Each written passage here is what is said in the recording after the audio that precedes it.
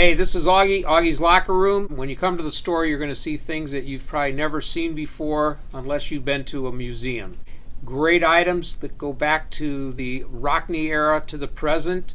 Website, augieslockerroom.com. Visit us here or the website. With Tim O'Malley, Tim Priester here at Notre Dame a couple of hours before Notre Dame takes on Toledo. Tim, earlier in the week we were asked about red flags. Were there any red flags from the Florida State game?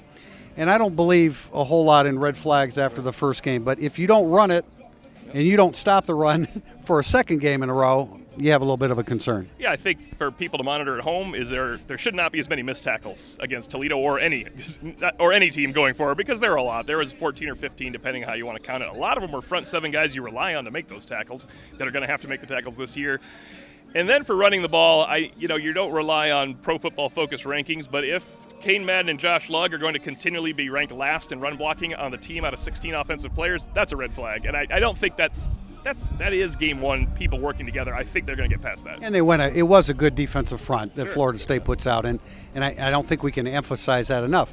Toledo has a very good defensive front, so it'll be interesting to see what they do. But offensively, I think, I said this earlier in the week, I think there are some yards to be gained once you get past the line of scrimmage, although if you look at rankings in the Mid-American Conference, Toledo is good on the back end as well. But I think Jack Cohn and the receiving corps can make some hay, and that's probably how you open things up with the ground game. And I think Cohn is going to be throwing open a couple of pros in the future, Kevin Austin and Michael Mayer, and a couple really good college players as well.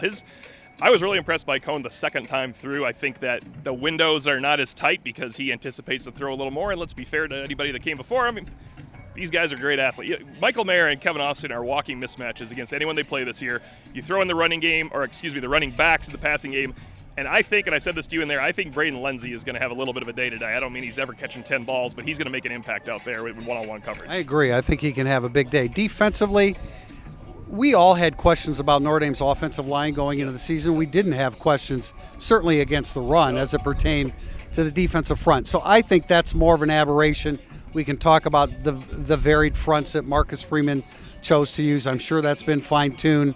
And now Toledo has a very fine running back in Bryant Roback, but I think Notre Dame can and should win that battle up front. And a veteran offensive line, as you've pointed out, it's a veteran group, and this is another good test. It's not the incredible athletic test, but it's a determined, well-coached running game.